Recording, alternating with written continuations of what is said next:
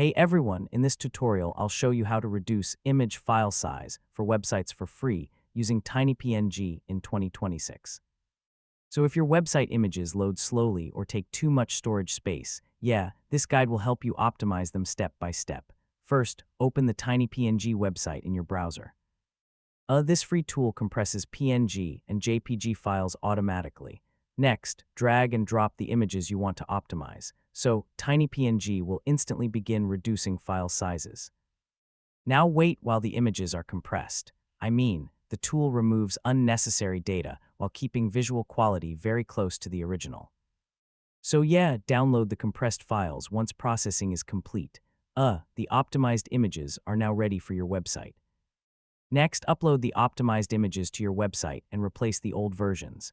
This can improve page speed and user experience. Finally, reload your website and test performance improvements.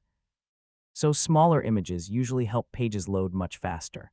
And that's how to reduce image file size for websites for free using TinyPNG in 2026. Once you optimize your images correctly, your website loads faster and performs much better. If this guide helped you, feel free to check out more website and productivity tutorials.